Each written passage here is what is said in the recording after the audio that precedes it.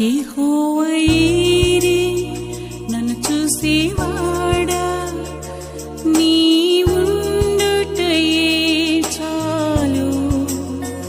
యెహోవా రఫా స్వస్థ ప్రదాత, నీ గాయమే బాగు చేయు. యెహోవా షమ్మా తోడుండువాడా, నా అక్కరలను తీర్చు.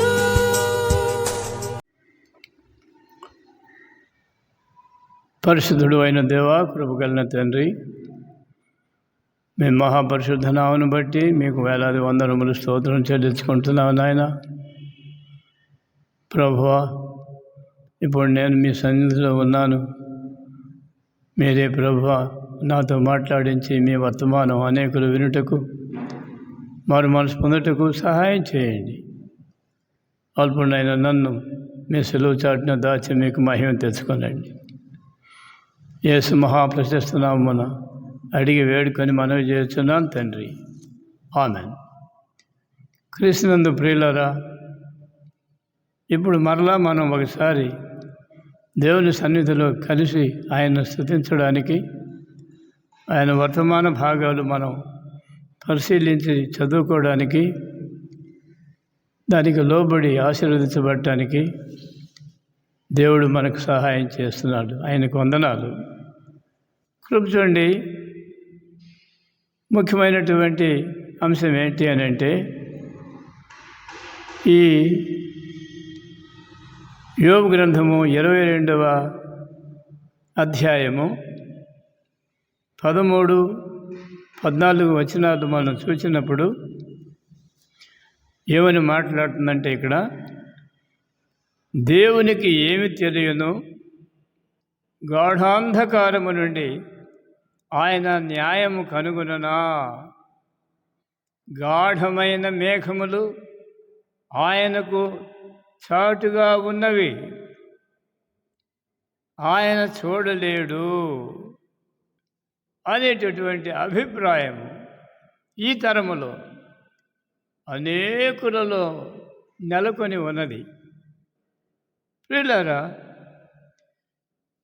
ఈ విషయంలో కీర్తనల గ్రంథం 10వ అధ్యాయం 11వ వచనం అంటుంది, దేవుడు మరచిపోయెను, ఆయన విముఖుడై ఎప్పుడునూ చూడకుండును అని వారు తమ హృదయములలో అనుకొందురు. దేవుడు మరచిపోయెను అని మానవుడు తాను చేయుచున్నటువంటి క్రియలన్నిటినీ కూడా దేవుడు చూడలేడు, ఆయనకు కనబడదు. గాఢాంధకారమైనటువంటి మేఘములు ఆయనకు అడ్డుగా ఉన్నవి కనుక నా క్రియలను ఆయన చూడలేడు అనేటటువంటి అభిప్రాయము అనేకులలో ఈనాడు వ్యాపించి ఉండటం దుఃఖకరం. ప్రియులారా, ఈ భాగాలు మనల్ని జాగ్రత్తగా మనం ధ్యానించినప్పుడు దేవుని వాక్యం మనతో సెలవిచ్చేటటువంటి మాట ఏంటంటే, కీర్తనల గ్రంథము 10వ అధ్యాయము 4వ వచనం ఏం మాట్లాడుతుంది అని అంటే, దుష్టులు పొగరెక్కి యెహోవా విచారణ చేయడనుకొందురు. దుష్టులు పొగరెక్కి యెహోవా విచారణ చేయడనుకొందురు. దేవుడు లేడని వారెల్లప్పుడూ యోచించుదురు. దేవుడు లేడని వారెల్లప్పుడూ యోచించుదురు. ఎవరు అని అంటే, ఇక్కడ మెన్షన్ చేయబడినటువంటి మాట ఏంటంటే, దుష్టులు పొగరెక్కినటువంటి వారు. దుష్టులు పొగరెక్కి యెహోవా విచారణ చేయడు అనుకొందురు. దేవుడు లేడని వారెల్లప్పుడూ యోచించుదురు. ప్రియులారా, అందుకనే దేవుని వాక్యం మాతో మాట్లాడుతూ ఉంది. ఇది చాలా భయంకరమైనటువంటి దుష్ట తరములో మనం జీవిస్తున్నాం. ప్రియులారా, ఇక్కడ ఈ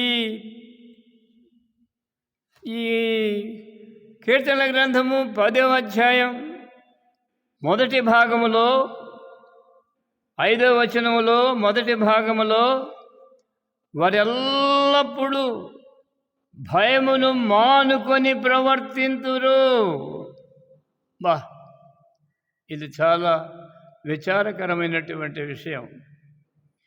వారు దుష్టులు.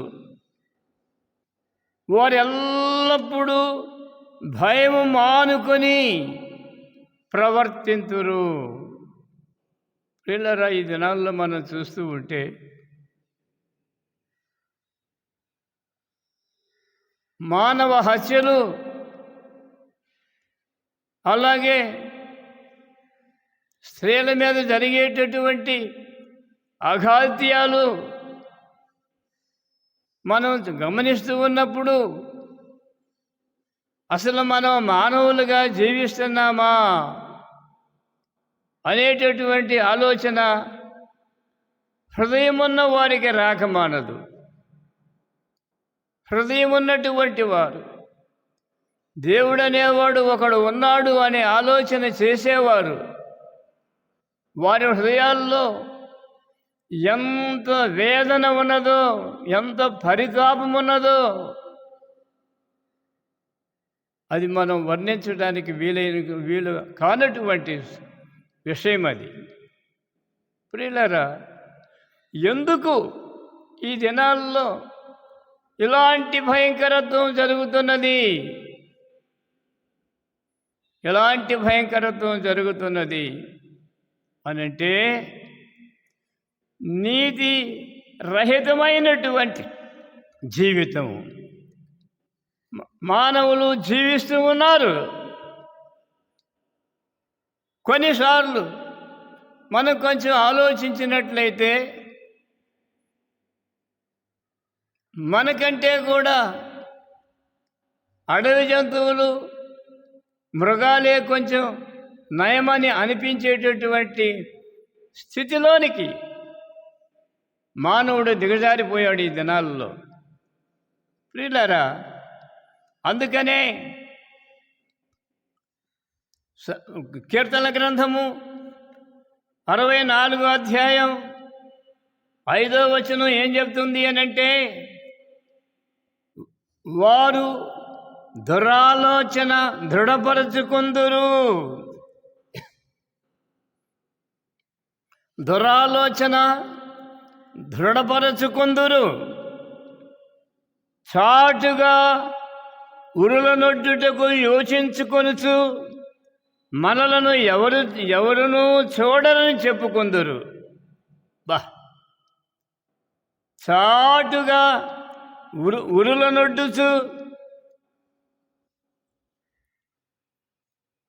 ఉరులనొడ్డుటకు యోచించుకొనుచు మనలను ఎవరునూ చూడరని చెప్పుకొందురు. దేవుడు కూడా చూడటం లేదు, ఆయనకి అసలు మనం కనబడటం లేదు. ఎందుకనంటే దట్టమైన మేఘములు ఆయనకు అడ్డుగా ఉన్నవి. మన క్రియలను ఆయన గమనించలేడు అని మూర్ఖత్వము హృదయములో మరి పని చేస్తూ ఉన్న కారణాన ఈ దినాల్లో మానవాళి అయితే నాకు అనిపిస్తుంది మానవుడు కూడా ఒక జంతువే అనే విశ్లేషణ ఈ దినాల్లో అనేకులలో ఎక్కువగా పనిచేస్తూ ఉంది. మానవుడు కూడా ఒక జంతువే. కాబట్టి జంతువులకి, మృగాలకి, మానవుడికి ఏ భేదము లేదు అనేటటువంటి అభిప్రాయము ప్రపంచవ్యాప్తముగా విస్తరిల్లి దేవుడే లేడు అని అనుకున్నప్పుడు మానవుడు తాను చేయదలసినటువంటి ప్రతి విధమైనటువంటి దుష్టకార్యాన్ని జరిగించటానికి ఏమాత్రమును వెనుకాడడు. అయితే ప్రియులారా, దేవుడు అంటున్నాడు, ఇదిగో నీ ప్రతి కార్యమును నేను చూస్తాను, నీ ఆలోచన పుట్టకమునిపే నేను ఎరిగి ఉన్నాను అని ఆయన మాట్లాడుతున్నాడు. కనుక ప్రియులారా, ఈ కీర్తన గ్రంథం 64వ అధ్యాయం 5వ వచనంలో ఒక మాట ఉన్నది. ఏంటనంటే, వారు దురాలోచన దృఢపరుచుకుందురు, చాటుగా ఉరులనొడ్డుటకు యోచించుకొనుచు మనలను ఎవరినూ చూడరని చెప్పుకొందురు. ఈ ధైర్యంతో ఈనాడు అక్రమము విస్తరిస్తూ ఉన్నది. ఆ దేశం ఈ దేశమని తేడా ఏమీ కనబడటం లేదు. ప్రియులారా, దేవుడు ఉన్నాడు అనే భయము ఎప్పుడైతే మానవులలో లేదో, స్త్రీ అయినా పురుషుడైనా ఎలాంటి వాడైనా సరే, దేవుడు నన్ను చూచుట లేదు, ఆయన మర్చిపోయాడు, ఆయనకి అసలు ఏం తెలుసు అనేటటువంటి ఆలోచనలో ఉన్నప్పుడు దుష్టత్వమునకు ఏమాత్రము అడ్డంకి కనబడదు. ప్రియులారా, అందుకని ఇక్కడ దేవుని వాక్యం మనతో మాట్లాడుతుంది. చాటుగా ఉరులనొడ్డుటకు యోచించుకొనుచు మనలను ఎవరునూ చూడరని చెప్పుకొందురు. ప్రియులారా, అలాగే ఇంకొక మాట కూడా మనం చూసినప్పుడు కీర్తన గ్రంథం 64వ అధ్యాయం 3వ వచనం ఒక మాట అంటుంది, ఒకడు కత్తికి పదును పెట్టునట్లు వారు తమ నాలుకలకు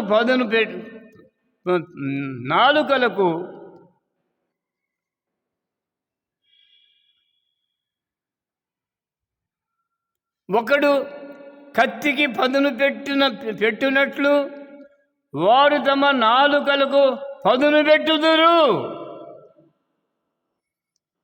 వారు తమ నాలుకలకు పదును పెట్టుదురు. చూడండి, మరి దేవుని లేఖనంలో ఏమని ఉన్నది అనంటే, కత్తిపోటు వంటి మాటలు మాట్లాడు వారు కలరు అని వ్రాయబడి ఉంది. కాబట్టి ప్రియులారా, ఈ వాక్య భాగాన్ని మనం చూసినప్పుడు, ఒకడు కత్తికి పదును పెట్టినట్లు వారు తమ నాలుకలకు పదును పెట్టుదురు. ప్రియులారా, ఇక్కడ తమ నాలుక తమ ఇష్టం వచ్చినట్లు మాట్లాడడానికి ఉపయోగించినప్పుడు, ఇక్కడ దేవుని వాక్యం చెప్పేటటువంటి సత్యం ఏంటంటే, కీర్తన గ్రంథం 64వ అధ్యాయం 8వ వచనం ఏమంటుందంటే, వారు కూలుటకు వారి నాలుకే కారణము. ఎవరు కూలేది? దేవుడు చూడడం లేదు అని హృదయంలో నిశ్చయించుకొని, మేము చేసే కార్యములు ఆయన చూడడం లేదు, మమ్మల్ని ఎవరూ చూడటం లేదని మరి హృదయాన్ని స్థిరపరచుకొని ధైర్యము కలిగినటువంటి వారై అక్రమము చేయుటకు ఏమాత్రము వెనుకాడినటువంటి పరిస్థితిలో ఉన్నవారి విషయంలో దేవుడు అంటున్నాడు. ఏమంటున్నాడు ఆయన? కీర్తన గ్రంథం 64వ అధ్యాయం 8వ వచనం, వారు కూలెదరు, వారు కూలుటకు వారి నాలుకే కారణము. ప్రియులారా, మరి ఇంకొక భాగంలో దేవుని వాక్యం సెలవిస్తుంది, శరీరము అగ్నిలో తగలబడ్డానికి ప్రధాన కారణం నాలుకే. కాబట్టి ఒకడు తన నాలుకను స్వాధీనపరచుకున్నట్లయితే అతడు క్షేమం చూస్తాడు. కానీ ఇక్కడ చెప్పబడినటువంటి భాగం ఏంటంటే, వారు కూలెదరు, వారు కూలుటకు వారి నాలుకే కారణము. కాబట్టి ప్రియులారా, మనం మాట్లాడే ప్రతి మాట కూడా, చేసే ప్రతి ఆలోచన, దుష్ట కార్యము దేవుడు చూడడు అని అనుకోవడమే దీనికి ప్రధానమైనటువంటి మరి ఆ వెసులుబాటు. కానీ ఏ మానవుడైనా భూలోకములో తాను చేయుచున్నటువంటి క్రియ ప్రతిదీ నీవు గాఢాంధకారములో దాన్ని జరిగించిన దేవుడు చూస్తున్నాడు అనే సంగతి నీకు అర్థం కావాలి ప్రియులారా. కనుకనే ఇక్కడ దేవుని వాక్యం సెలవిస్తుంది ఏంటనంటే, వారు కూలెదరు, వారు కూలుటకు వారి నాలుకే కారణము. చూడండి ప్రియులారా, అందుకనే ఇక్కడ ఇంకొక వాక్యాన్ని మనం చూసినప్పుడు, ఇక్కడ ఏమంటున్నాడు? యెహెజ్కేలు గ్రంథము 18వ అధ్యాయం 23వ వచనం మనం చూసినప్పుడు, దుష్టులు మరణము నొందుట చేత నాకేమైనా సంతోషము కలుగునా, వారు తమ ప్రవర్తనను దిద్దుకొని బ్రతుకుటయే నాకు సంతోషము. ఇదే ప్రభు అయిన యెహోవా వాక్కు. ప్రియులారా, ఇప్పుడు దాకా మనం ధ్యానించినటువంటి వాక్య భాగాలను మనం చూసినప్పుడు మనుషుల్లో ఒక ఆలోచన ఉన్నది. దేవుడు మరి మేము చేసేటటువంటి క్రియలను ఆయన చూడగలడా? గాఢాంధకారమైన మేఘములలో నుండి ఆయన కనుగొనగలడా? న్యాయమును ఆయన విచారించగలడా? లేదు. మనం చేసేటువంటి అక్రమ క్రియలను ఎవరూ గమనించలేరు అని అనుకొనుచున్నటువంటి ప్రజానేకం ఈనాడు దానివలన నీకు వచ్చేటటువంటిది ఫలితం ఏంటి అని అంటే మరణమే. మరణము యొక్క అంతం ఏంటి అని అంటే భయంకరమైనటువంటి అగ్నిగుండము. ఈ అగ్నిగుండమును దాని విషయమై ఏమని వ్రాయబడి ఉంది అంటే, అగ్ని ఆరదు, పురుగు చావదు. అంటే పురుగు చావదు అని అంటే అది సజీవంగానే ఉంటుంది. అగ్నిలో ఈ లోకంలో ఎవడైనా చచ్చిపోతే వాడిని మరి కష్టంలో వేసి కాల్చేటప్పుడు కొంతసేపటి తర్వాత అతడు బూడిదైపోతాడు. కానీ అక్కడ అది కాదట. అక్కడ ఏముంది? ఆరని అగ్ని గంధకములతో మండు గొండములో పాలు పొందుదరు. ఇది రెండవ మరణము. దాని విషయం ఎవరైనా ఆలోచిస్తున్నారా? ఆలోచనకి అందటం లేదు. కారణం, దేవుడు మేము చేసేటటువంటి ఆలోచనలు, మా క్రియలు ఆయన చూడడం లేదు అనేటటువంటి తప్పు అభిప్రాయం అనేకులలో ఉన్నది ఇప్పుడు. కాబట్టి ప్రియులారా, ఇక్కడ మనం చూసినట్టయితే యెహెజ్కేలు గ్రంథం 18వ అధ్యాయం 23వ వచనం, దుష్టులు మరణము నొందుట చేత నాకేమైనా సంతోషము కలుగునా, వారు తమ ప్రవర్తనను దిద్దుకొని బ్రతుకుటయే నాకు సంతోషము. ఇదే ప్రభువుకు యెహోవా వాక్కు. కాబట్టి ప్రియులారా, ఇక్కడ ఇంకొక వచనం ఏమని చెప్తుందంటే అదే భాగంలో 32వ వచనం, మరణమునందు వాడు మరణము నొందుటను బట్టి నేను సంతోషించువాడును కావున మీరు మనస్సు త్రిప్పుకొనుడి, అప్పుడు మీరు బ్రతుకుదురు. ఇదే ప్రభువు యెహోవా వాక్కు. మరణమునందు వాడు ఎంత గొప్ప ఆశ్చర్యమైనటువంటి, ఎవరి మాట చెప్తుంది? సర్వసృష్టికర్త అయినటువంటి యెహోవా దేవుడు, ఆయన కుమారుడు క్రీస్తు ప్రభు ఆయనతోనే ఉండి చెప్తున్నటువంటి మాట ఏంటంటే, మరణమునందు వాడు మరణమునందుటను బట్టి నేను సంతోషించువాడను కాను, కావున మీరు మనస్సు త్రిప్పుకొనుడి. హల్లెలూయా. మనస్సు త్రిప్పుకొనుడి అంటే ఇన్ అదర్ వర్డ్స్, మారు మనసు పొందండి, మీ పాపమును ఒప్పుకొనండి, ఒప్పుకొని విడిచిపెట్టండి. అప్పుడు మీరేమవుతారు అని అంటే, అప్పుడు మనసు త్రిప్పుకొనిడి, అప్పుడు మీరు బ్రతుకుదురు. కాబట్టి ప్రియులారా, మనము ఈ లోకములోనికి వచ్చాం, ఆయన మనల్ని కలుగు చేశాడు. మన సొంతంగా మనం రాలేదు, ఆయన అనుమతించాడు, మనం వచ్చాం. ప్రియులారా, ఇంకా ఒక మాట అంటున్నాడు. యెషయా గ్రంథం 55వ అధ్యాయం 7వ వచనం మనం చూస్తే, భక్తిహీనులు తమ మార్గమును విడువలెను, భక్తిహీనులు తమ మార్గమును విడువలెను, దుష్టులు తమ తలంపులను మానవలెను, వారు యెహోవా వైపు తిరిగిన ఎడల ఆయన వారి యందు జాలిపడును. Praise the lord. వారు యెహోవా వైపు తిరిగిన ఎడల ఆయన బహుగా క్షమించును. హల్లెలూయా. దేవునికి స్తోత్రం.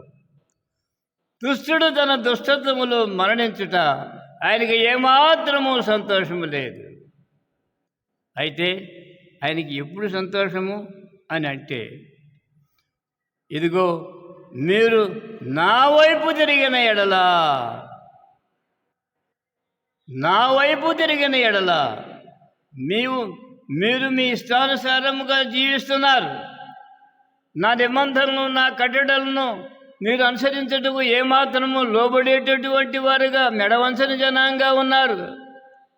అయితే ఇప్పుడైనా సరే మీరు నా వైపు తిరిగిన ఎడల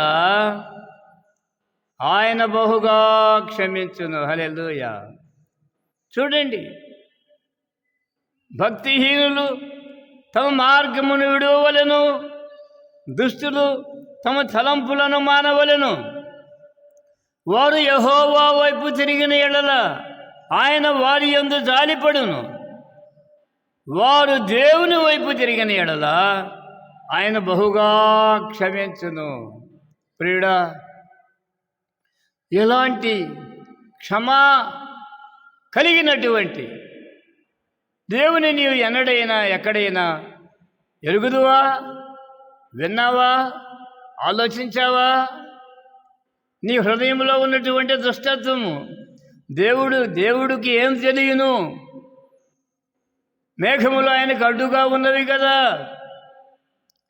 ఆయన నేను చేసే క్రియలు చూడగలడా అనేటటువంటి హృదయముతోటి నీ జీవితము దేవునికి దూరముగా ఉన్నదనే విషయం ఇప్పుడైనా నీ గ్రాహ్యములోనికి వచ్చిందా? కనుక ప్రియుడా, ఇదే మాట మరలా మనం ఒకసారి జ్ఞాపకం చేసుకుందాం. దేవునికి ఏమి తెలియను? గాఢాంధకారంలో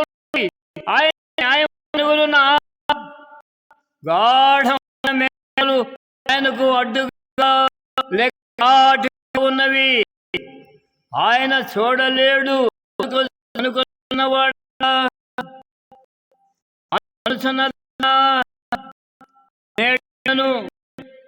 దేవుడు తిరిగి ఆయన వద్దకు వచ్చి ఆయన వద్ద క్షమాపణ కోరి నీ జీవితమును దేవునికి అంకితము చేసిన ఎడల నీ కొరకు వేచి ఉన్నటువంటి ఆ భయంకరమైనటువంటి నరకాగ్నిని నువ్వు తప్పించుకుంటావు. ఎందుకనంటే ఆయన ముందుగా చెప్తున్నాడు, మీరు నా వద్దకు రండి. మీరు నా వద్దకు వచ్చినట్లయితే ఇదిగో నేను నీ యొక్క దుష్టత్వములో నీవు మరణించుకోకూడదని నేను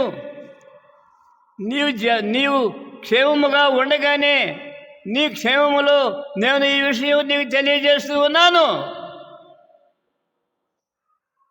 కనుక ప్రియుడా, సహోదరి, సహోదరుడా, నువ్వెవరువైనా,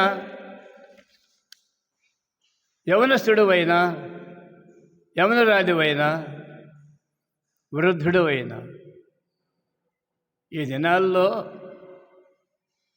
నా ఆలోచన బట్టి యవనస్తుల కంటే వృద్ధులే భయంకరమైనటువంటి శరీరాశలు, నేత్రాశలు, జోబు డమ్ముతో జీవిస్తున్నారు. మరు క్షణంలో ఎప్పుడు చచ్చిపోతావో నీకే తెలియనటువంటి స్థితిని మర్చిపోయి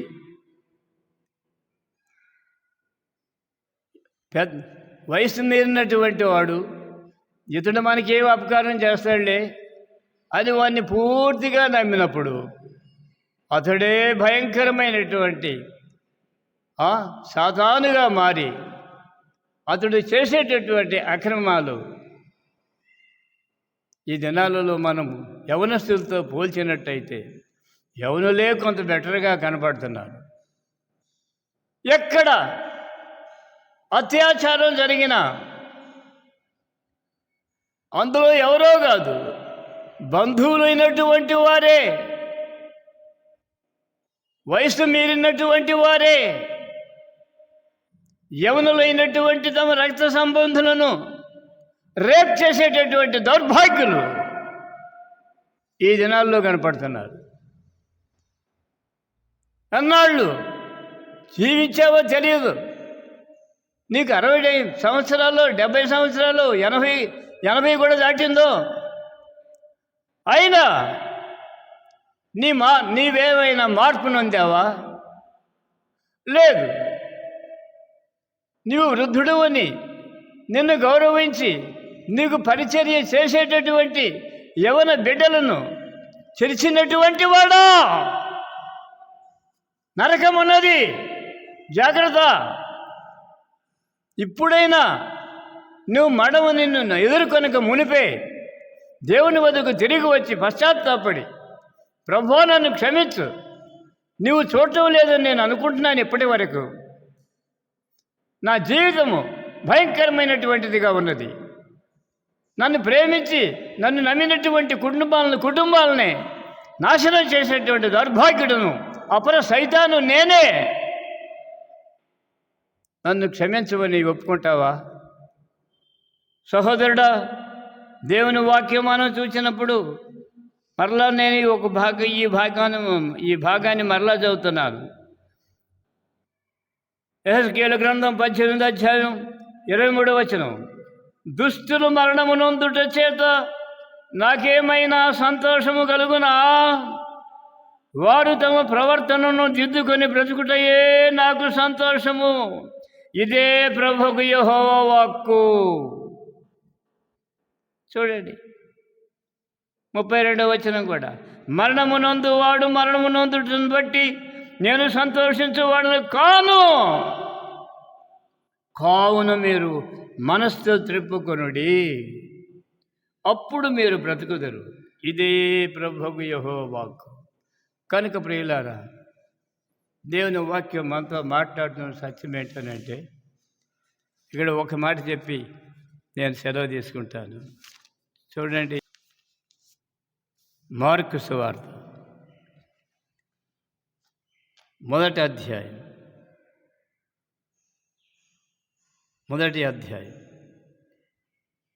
3వ వచనం 4వ వచనంలో, బాప్తిస్మమిచ్చు యోహాను అరణ్యములో ఉండి పాప క్షమాపణ నిమిత్తం మారు మనసు విషయమై బాప్తిస్మం ప్రకటించుతూ వచ్చెను. అంతటా యూదయ దేశస్థులందరూ యెరూషలేము వారందరూ బయలుదేరి అతని యొద్దకు వచ్చి తమ పాపములు ఒప్పుకొనుచు యోర్దాను నదిలో అతని చేత బాప్తిస్మం పొందుచుండిరి. దేవునికి స్తోత్రం. కాబట్టి ప్రియుడా, నీవెవరైనా సరే ఇక్కడ అదే అధ్యాయంలో 14 వచనం అంటుంది, యోహాను చెరపట్టబడిన తరువాత యేసు, కాలము సంపూర్ణమై ఉన్నది, దేవుని రాజ్యము సమీపించి ఉన్నది, మారు మనసు పొందుడని సువార్త చెప్పుచూ వచ్చెను. హల్లెలూయా. మారు మనసు పొంది పాపం ఒప్పుకొని విడిచిపెట్టినట్లయితే నువ్వు నరకాన్ని తప్పించుకుంటావు, నిత్య జీవంలో ప్రవేశిస్తావు. అలాంటి కృప దేవుడు మన అందరికీ దయచేయును గాక. ప్రార్థన చేసుకుందాం. కృపగలిగిన తండ్రి, ఈ వర్తమానం మీరే బ్లెస్ చేయండి. అనేక హృదయాలను కదిలించుటకు, వారి జీవితాలు మార్చుకోవటానికి, నీ కుమార్తెగా వర్ధిల్లటానికి సహాయం చేయమని యేసునామమున అడుగుతున్నాను తండ్రి. ఆమేన్. తండ్రి అయిన దేవుని ప్రేమ, కుమారుడైన క్రీస్తు ప్రభు కృప, పరిశుద్ధాత్మని అన్యోన్య సహవాసము కూడి ఉన్న మనకును సర్వలోక పరిశుద్ధులకును సదాకాలము తోడై ఉండును గాక. ఆమేన్.